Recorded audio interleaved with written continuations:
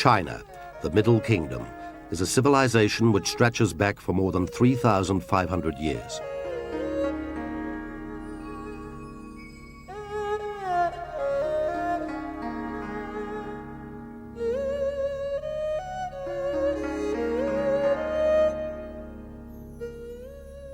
Traditionally regarded as a land of mystery, it is only in this century that ancient China's secrets have started to unravel, with incredible archaeological discoveries providing us with an insight into China's early civilizations.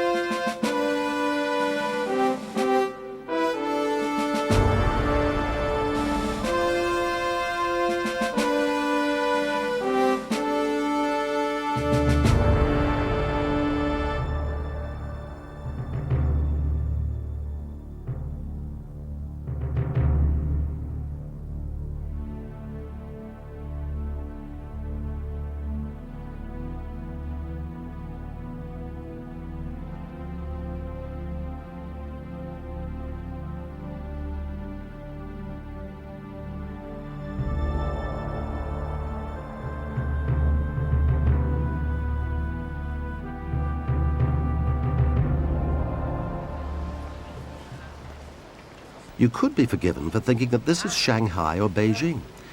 It is, in fact, London's Chinatown. Many capital cities in the West now have their own Chinese quarter, where Chinese culture is easily accessible. Whilst visitors can experience the flavors and architecture of the East, ancient China still reaches across hundreds of years and thousands of miles, with traditional symbols of lions and dragons abounding. The reality of ancient China is, however, a far cry from this bright, glossy Western interpretation.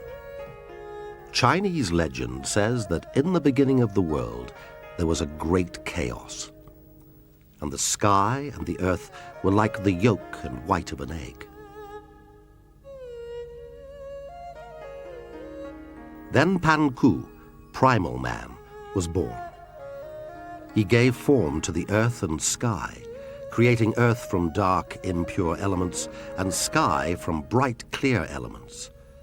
Every day, the sky became 10 feet higher, the earth 10 feet thicker, and Pan Ku became 10 feet taller. Pan Ku lived for 18,000 years, by which time he was very tall. The sky was very high, and the earth was thick and solid. When Pan Ku shed tears, they formed the Yellow and Yangtze rivers. His breath formed the wind, his words created roaring thunder, and his darting looks became lightning. When he finally died, his eyes became the sun and moon, and his body formed the 5 sacred mountains of China. His hair turned into the trees and plants, and his fleas became the human race. In the countryside of China, nothing much has altered over the last few thousand years. Fishermen have fished on the Yangtze River in much the same way for centuries, whilst men and women work the fields. There is, however, a noticeable lack of ancient architecture in this rural landscape, as most buildings were made from perishable wood. We can, however, through archaeological finds, chart human civilization in China right back to Paleolithic and Neolithic times. This is followed by the Shang Dynasty of 1600 to 1027 BC. These people were the successors of the Stone Bronze Age people of China, and the Shang Dynasty is the first indisputable dynasty in Chinese history, whose 27 or 28 kings ruled through divination, the reading of oracle bones and shells to forecast events. The earliest Chinese writing also comes from this period. This was a feudal system, but those at the core of the state were linked to the royal house by blood, beliefs, and self-interest. The Western Zhou dynasty runs from 1027 BC to 771 BC. The Zhou were a semi-nomadic clan who originated from the northwestern edge of Chinese land, and as they moved south, they came into contact with what was then China and the Shang kings. Over 2 generations, the Shang were gradually replaced. About 1000 BC, China, what was then China, which was just a relatively small area in the north, was conquered by the Zhou, what became the Zhou dynasty and the Zhou kings. And they set up, or continued, a feudal system of government, which quickly began to break down until the feudal lords began to take control and set themselves up more or less as princes of separate states. They still had allegiance, allegedly, to this king of Zhou, but in fact they were virtually independent.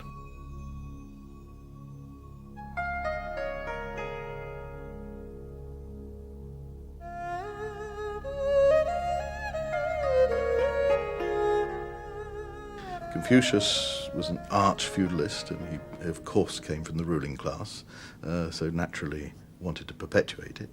And his teachings, which became king, as it were, for right until this century, Confucius' teachings came out of that. But he wasn't alone. There were other schools of philosophy which advocated other ways of running China, one of which was not feudal.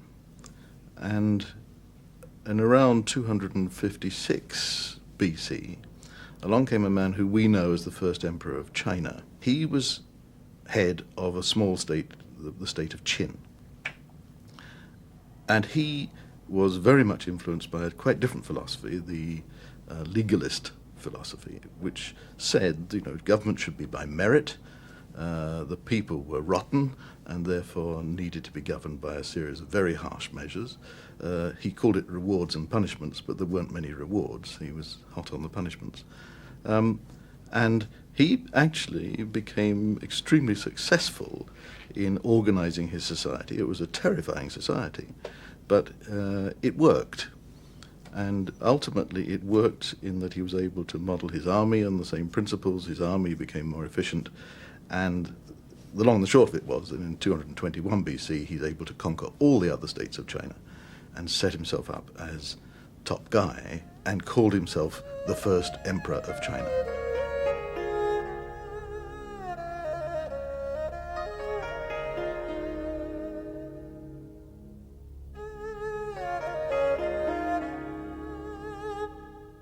Each of these states had begun developing their own scripts for Chinese. He didn't want that. He couldn't communicate properly if he had different scripts. So he set people to work to devise a standardized script for China, which would operate right through his empire. And that standardized script is still with us. So when first emperor of China codified the language, and he forbidden anyone else to use any other scripts. And today, through archaeology, we discovered all kinds of evidence showing that writings before the codification by the first emperor of China was in a great diversity. And you can see all kinds of like a bird script and script kind of written like a little bird or a little snake. And you can see some new elements being added to the writing, which probably represent some kind of local dialect. And all these things disappeared after the codification, and you can see Chinese writing kind of being brought into the mainstream, and or we see the official writing become something sacred. Nobody can change it. It's a little difficult for people used to English and European languages to conceive, but Chinese script is not dependent upon the sounds of words. It's rather like our number system. The number 8 can be pronounced 8 if you speak English, wheat if you're French, acht if you're German, whatever, but the symbol is the same for all of you. And that's what Chinese characters are like. All Chinese characters are, as it were, numbers. They are symbols for ideas. They're not connected to the sound of the word when you say it. And so, although through his empire people spoke different languages, they all wrote the same, and so he had unity, and he had a means of communicating right across his empire. The first emperor, whose full title was Xing Shi Huangti, made himself emperor in 221 BC. Before taking over the other states of China, he was King Shen of Xin in the northwest of China. He ascended the throne in 246 BC at the tender age of 13, but things had gone far from smoothly at first. The man who actually had control of Xing was Sheng's regent, a minister called Lu Pu-wei. In 238 BC, Sheng's own mother was suspected of being involved in a plot against the young king. Sheng crushed the rebels, banished Lu Pu-wei, and was forced to place his own mother under house arrest. Unable to trust his own mother, King Sheng became mistrustful of anyone. It is perhaps these events that led to his strict rules. Chang is described by one of his officials as a man with a high-bridged nose, long narrow eyes, the breast of a bird of prey and the voice of a jackal, of an ungrateful disposition and the mind of a tiger or wolf. Usually he behaved decently to his men, but in the intoxication of success he only made them his victims. This paints a fairly ruthless picture of the man who became first emperor. Discover the past with exclusive history documentaries and ad-free podcasts presented by world-renowned historians, all from History Hit. Watch them on your smart TV or on the go with your mobile device. Download the app now to explore everything, from the wonders of ancient Pompeii and the mystery of the princes in the tower to the life of Anne Boleyn and D-Day. Sign up via the link in the description. He steadily prepared the Qing state for a great destiny, to reunite all of China's lands under one emperor, himself. All Qing men had to dedicate their lives to military service, and systems of rank amongst nobles were removed. Power came from only one source, the king.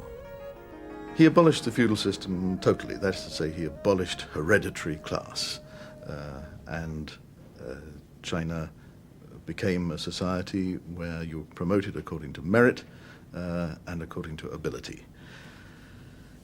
In order to run this state efficiently, he set about strong centralization measures, and that meant good communications for a start. So he devised a road system, and the roads radiated out from his capital at Xianyang, and his roads went straight, rather like Roman roads, out in star fashion to the furthest boundaries of his empire. He set about the defense of this new state that he'd produced. And one of the most important ways of doing that was to defend it against attack from outside. All China's enemies, once you've got a concept that you can call China, all Chinese enemies came from the north. And he built the Great Wall of China to keep those enemies out.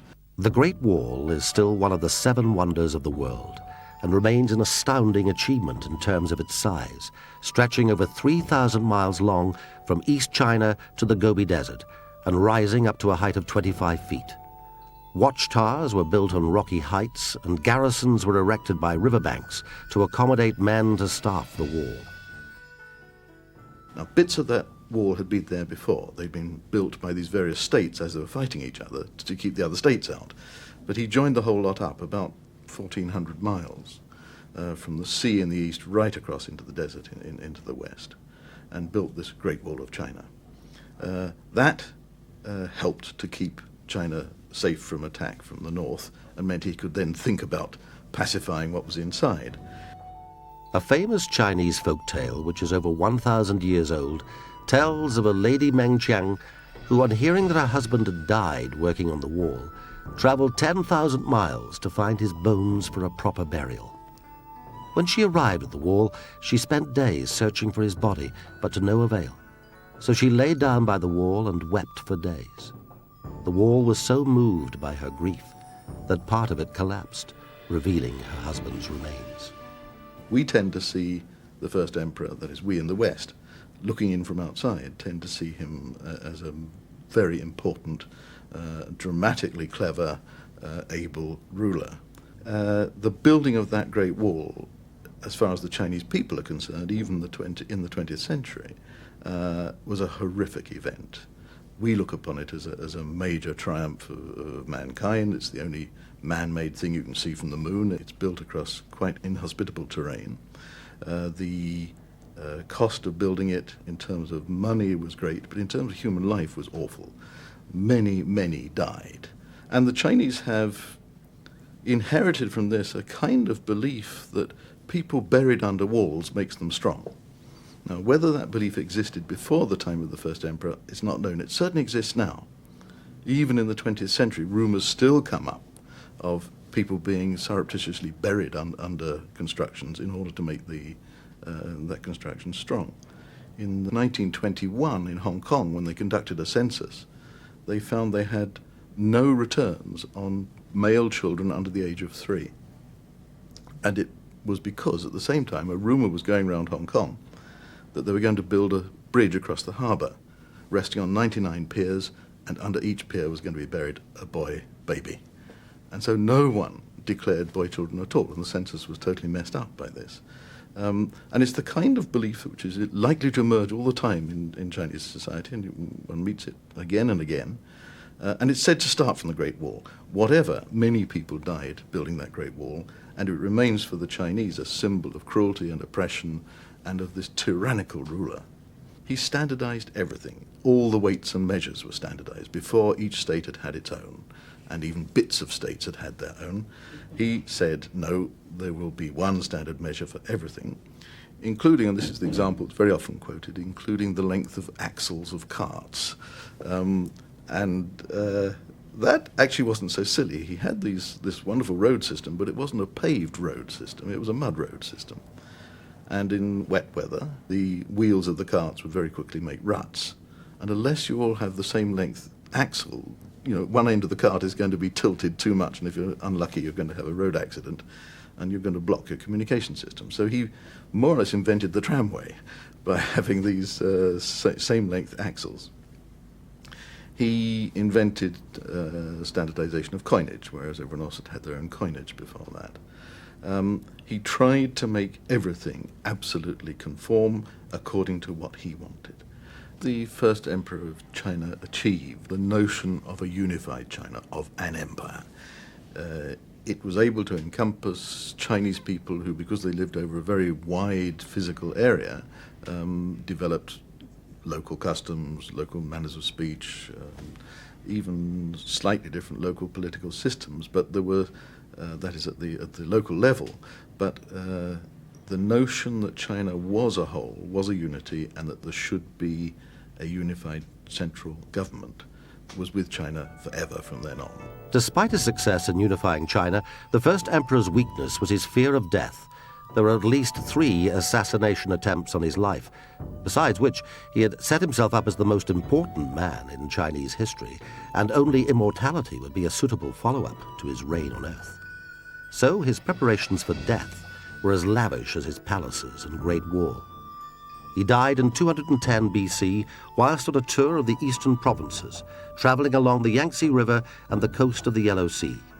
He had had a dream about fighting a sea god and was advised that if he wished to become an immortal, he must kill a giant fish with a crossbow. At Chifu, he killed what was most likely a whale, but the bitter irony was that he died a month later.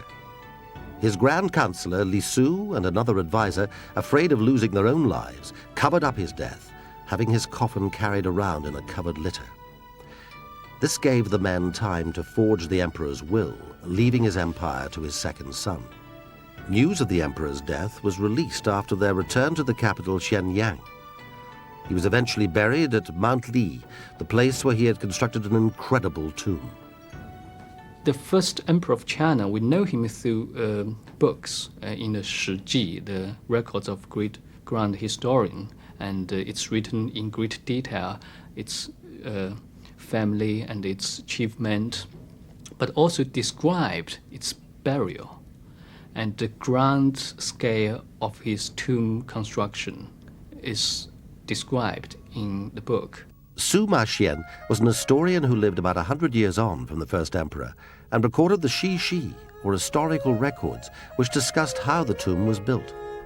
As soon as the first emperor became king of Xin, work was begun on his mausoleum at Mount Li. More than 700,000 conscripts from all parts of China labored there.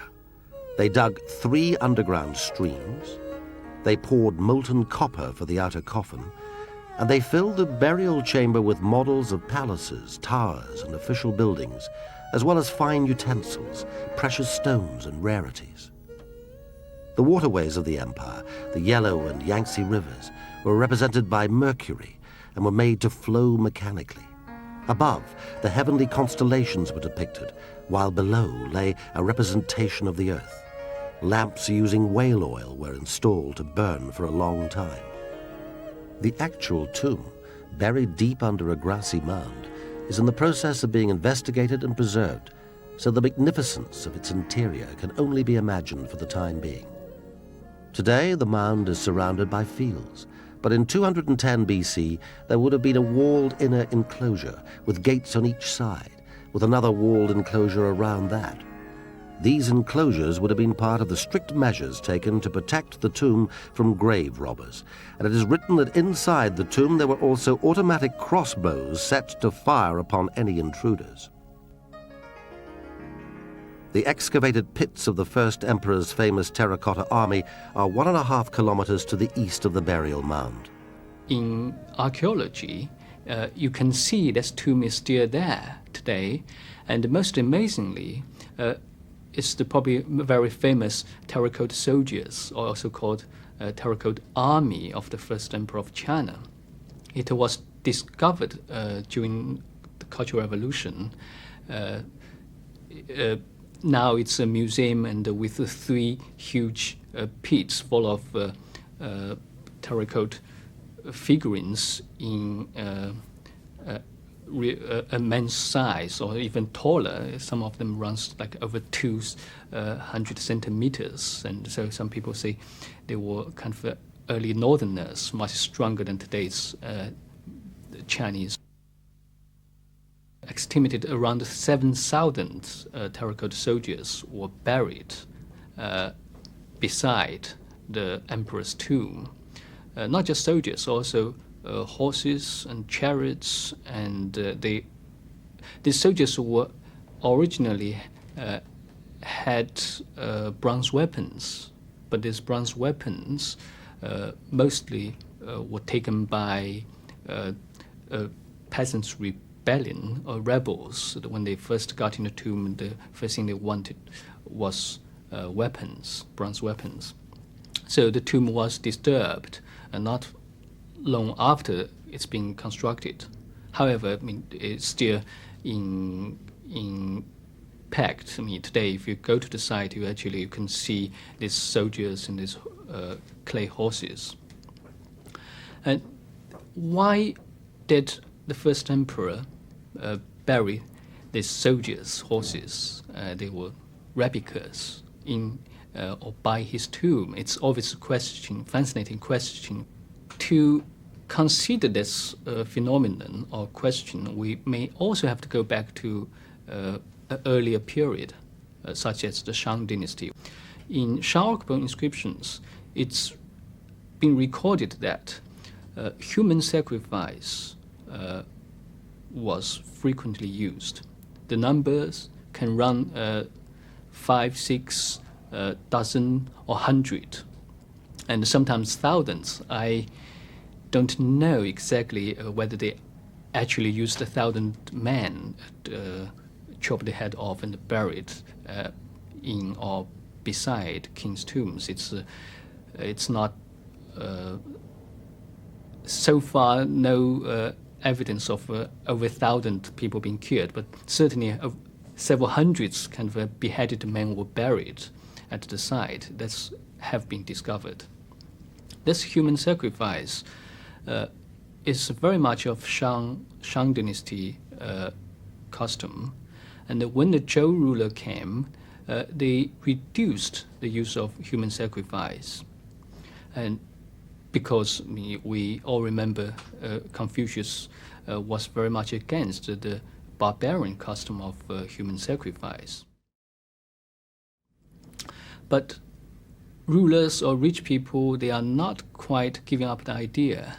But since unless very powerful rulers still do sacrifice human beings, most people start to use replicas made in clay or wood, and as you can see through Chinese, early Chinese tombs. So when the first emperor of China, when he started to build his tomb when he was still alive, and he also started to making a Terracotta Army to guard his tomb.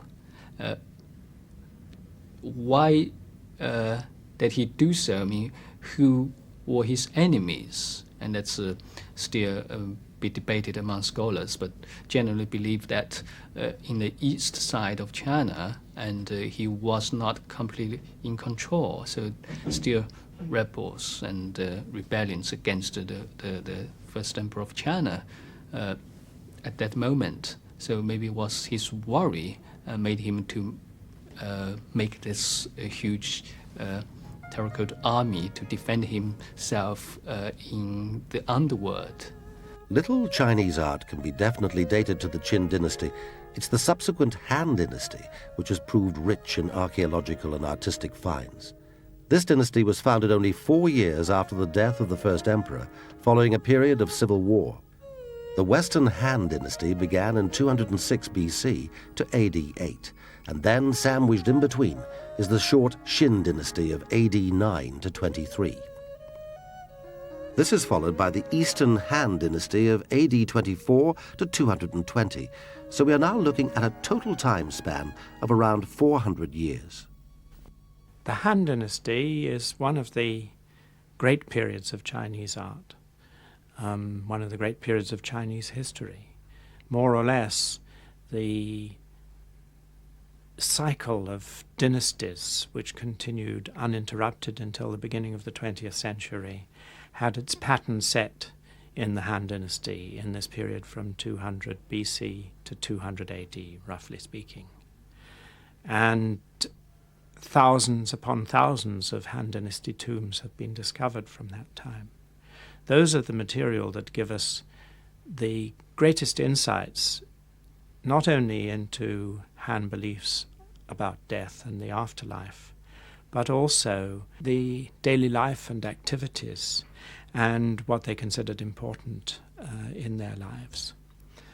One of the most spectacular finds has been a series of tombs in Changsha in Hunan province, right in central China. Essentially, they're mounds about 16 to 20 meters high. In one of these, 3 tombs were discovered, side by side, slightly overlapping. Each consisted in a deep pit cut through the man-made mound, back down to ground level and slightly below. In this was a magnificent heavy timber structure forming a central compartment for the tomb, for the actual coffins, which were a nesting set of coffins, and 4 compartments at the top and bottom and on the 2 sides, which contained grave goods. All of these were elaborately wrapped up, for instance, baskets of clothing, tagged and listed in an inventory on bamboo slips. The whole burial was sealed in with a thick layer of charcoal and another thick layer of white clay, which rendered the whole thing impermeable. This was a common method of burial in this particular area, and ever since, the beginning of this century, tombs in this area have been discovered that were in good condition. But the difference in this tomb is that the condition in which everything was found was practically pristine. There had been little decomposition, even of the body of the lady who was buried there. In the nest of three coffins,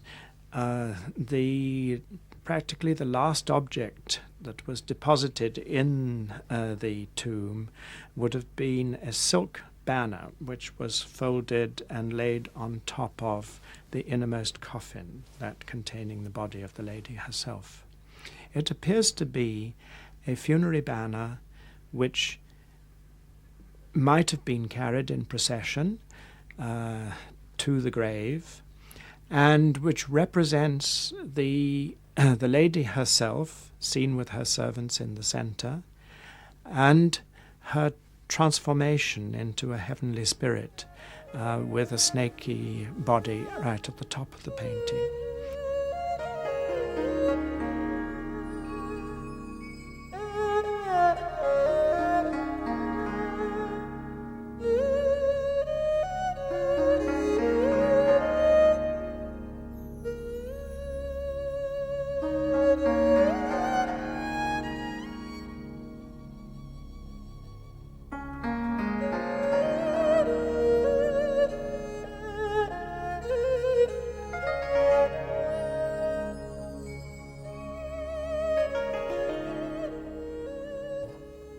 Dunhuang is an extraordinary site which links the Han Dynasty to the present day, because originally it was in 111 BC that the warlike emperor, Emperor Wu Di, seeking to consolidate his power, expanded westwards and eastwards. So in 111 BC, Dunhuang, which means great and glorious, something like that, was established as a garrison commandery. But it really began to become famous much later, in the 4th century AD, when a Buddhist monk, his name is Yuezun, was said to have carved a cave, probably for solitary meditation, in an amazing 1.5 kilometer long cliff, about 25 kilometers from Dunhuang to the southeast. And following on, during the period of the northern dynasties, that's in the 5th and 6th centuries AD, and then at an increasing tempo in the following centuries, caves were cut at Dunhuang one after another out of the gravel cliff. Because the stone was sort of pebbly gravel, stuck together and quite easy to excavate, but not easy to carve, these caves were all lined inside with a kind of clay plaster mixed with organic material, wild hemp, and straw, which you can see very thickly enfolded in the plaster. This plaster has lasted over 1,500 years without showing any signs of cracking or deterioration. And going inside these caves is quite an extraordinary experience, because every surface, and sometimes even the floor, is decorated. The floor with tiles, but the rest clay plaster on the walls, and stucco figures which were built on an armature, wooden armature. And these, while they were at first perhaps intended simply for solitary meditation in the wilderness, according a vital part of Buddhist practice, soon became shrines to the Buddha. There are paradise scenes, there are scenes of daily life, of merchants being held up on the Silk Road by border guards or by bandits. Dunhuang was this important place, supported by the Han expansionary empire. It was that expansion of Han which made it possible for the overland route to Western Asia to become a real highway of cross-cultural influences and communication. And many luxuries reached China and left to China through this route. The Buddhist art in the caves of Dunhuang reflects how popular the religion became in the 6th and 7th centuries in China. But it did not displace any of the existing religions already in practice, shaping and evolving around these instead, creating an ethos of balance and harmony. It's very difficult to talk of one religion for China. There really isn't a Chinese religion. What China has practiced is a whole heap of religious elements which have come together to make a kind of religious stew, I suppose. Most people in China, most ordinary people in China, have practiced a whole mix of religions all at once, and they would include Buddhism, which came from India into China about the 1st century AD, sometime not too far from the time of Christ, and very rapidly gained acceptance in China, but became changed in the process. In Chinese Buddhism isn't much like Indian Buddhism. In fact, it's become very much Chinese style. But Buddhism was very acceptable to people. They hadn't at that time got a religion which talked about personal salvation in any kind of sense.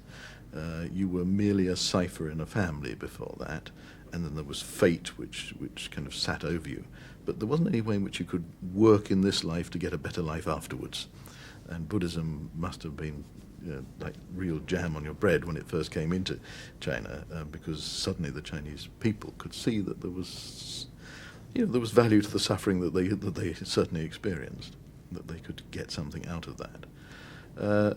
Taoism, that's T-A-O, Tao, usually spelled, but Taoism was a native Chinese philosophy, which was one of those philosophies which was current at the time of Confucius and the legalists.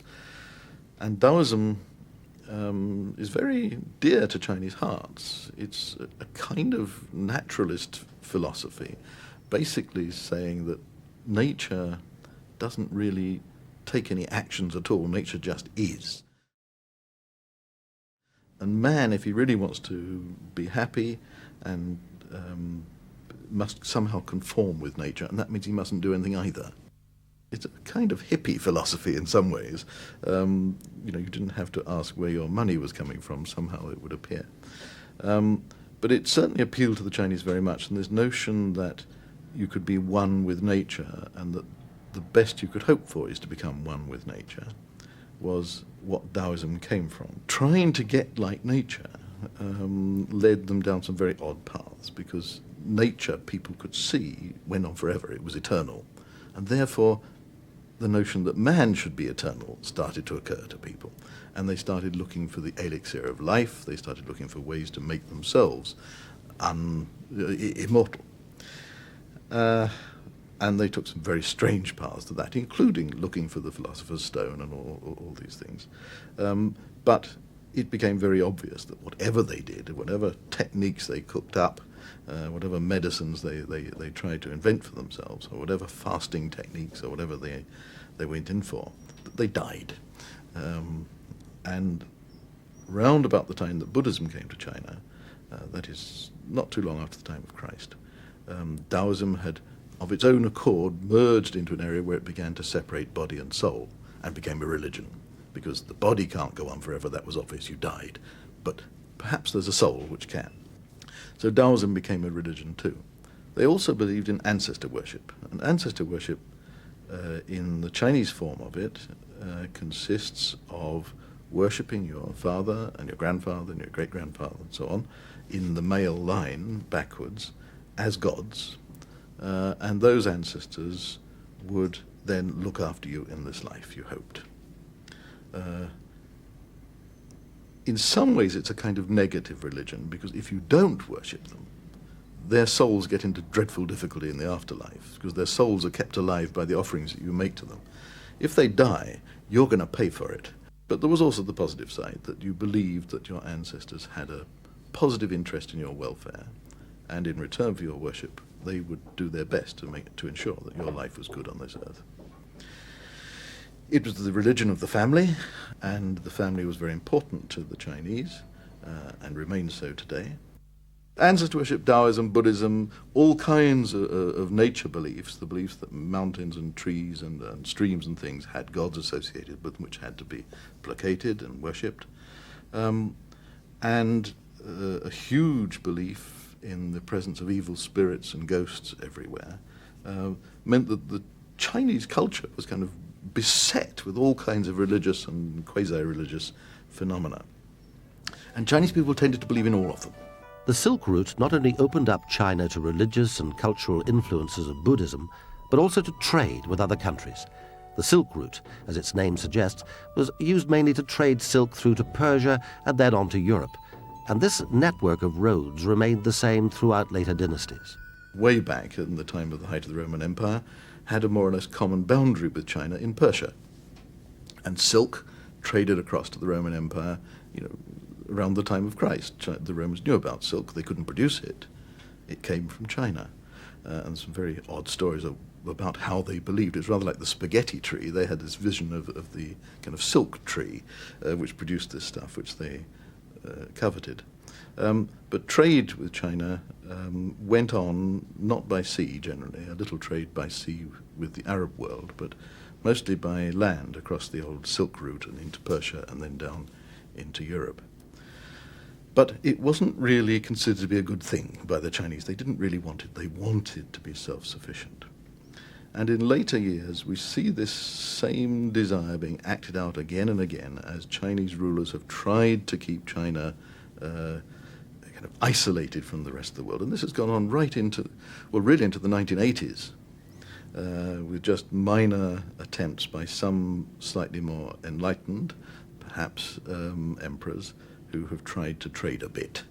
And that trade changed over time. There was silk, of course, and later on, probably around the 8th or 9th century, we get tea. The Chinese had started drinking tea themselves by that time. And of course, tea is enormously valuable, not just because people like the flavor, but it's very good for health because you have to boil the water, and it has an immense effect on public health if you're a tea drinking nation. And the Chinese knew about that, and tea was very important for China. Tea was not widely known of in China until the Tang Dynasty around AD 600, when it was introduced from the border country around India. Its arrival in China is actually ascribed to the later period of the Sung Dynasty of AD 960 and onwards.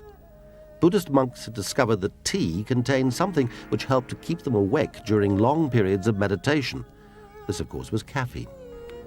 Chinese legend has it that the Buddhist monk Bodhidharma cut off his eyelids to help keep himself awake whilst meditating. These fell to the ground where they grew into tea bushes. The leaves on the tea bushes were exactly the same shape as his eyelids. The Chinese have over the years developed a special red clay which they use to shape delicate teapots, which is said to improve the flavor of the tea. The worst problem was there was nothing they wanted from the outside world, so they couldn't trade it.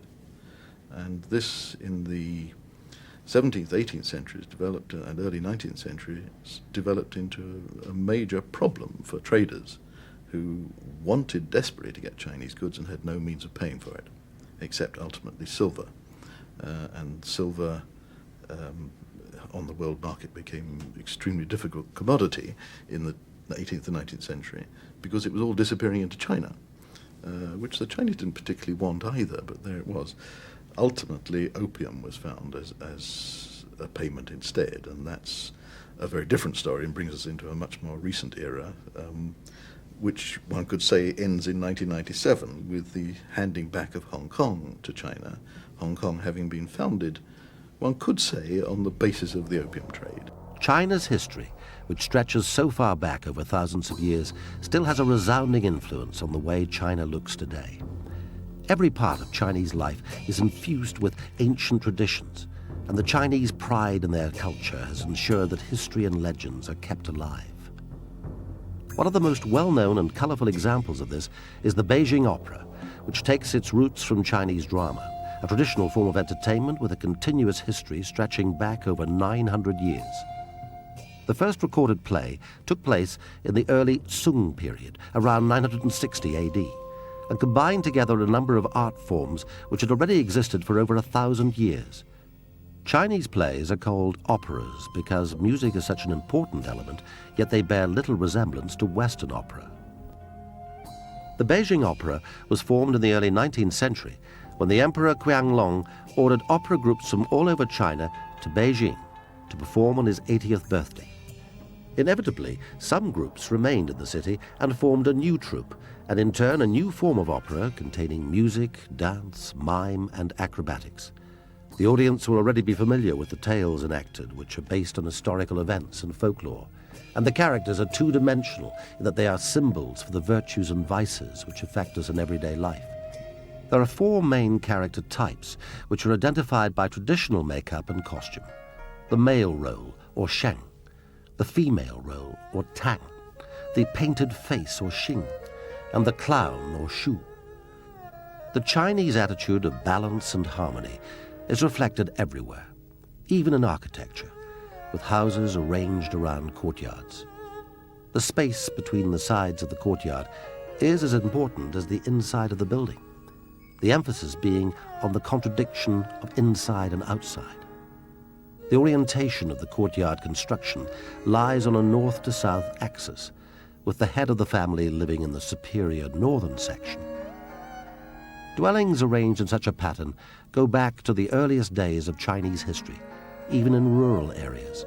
But perhaps the finest example is the Imperial Palace, situated in Beijing's Tiananmen Square, or the Square of Heavenly Peace. The Forbidden City is contained from the rest of the city by walls, and inside there's a vast open courtyard overlooked by the Hall of Supreme Harmony, which contains the dragon throne of the emperor. The inner courtyard is marked by a pair of golden lions at the gate of heavenly purity, and it is inside this inner area that the imperial powers lived. Beijing abounds with traditional examples of Chinese architecture. The general ethic is that buildings should blend in with nature or the surrounding buildings. The Chinese view of the cosmos is that heaven is round and the earth square. Hence man's dwellings are square, whereas sacred buildings where emperors communicated with the heavens, such as the Hall of Prayer for Good Harvests, are round. This beautiful example of Chinese wooden building was built without the use of a single nail. Even Chinese gardens are a feat of careful construction, with the ancient Taoist principle of a delicate balance between man and nature constantly mirrored. The hard yang elements of rock is balanced by the soft yin of water, and an energy called qi can flow freely. This energy flow is also essential for a healthy body. Fragments of ancient drawings show that the Chinese have taken slow gymnastic exercise called Tai Chi for over the last 1,000 years to aid this flow. Chinese cooking continues this theme of balance, with flavors and ingredients carefully combined so as not to disrupt the body's harmony. The Chinese practice of herbal medicine has also evolved on Taoist principles, with the earliest herbal written in the 1st century during the Han Dynasty. Most larger towns and cities have apothecaries' shops, which still sell herbs and traditional medicines. So, China's traditions and historical legacy is inextricably bound into Chinese life today. The archaeological discoveries of this century, such as the first emperor's terracotta warriors, and the remaining ancient structures, such as the Great Wall, have contributed greatly to our understanding of China, the Middle Kingdom. They provide insight into moments in China's ancient and diverse history, but doubtless there are still many secrets to be unearthed in the Dragon Land.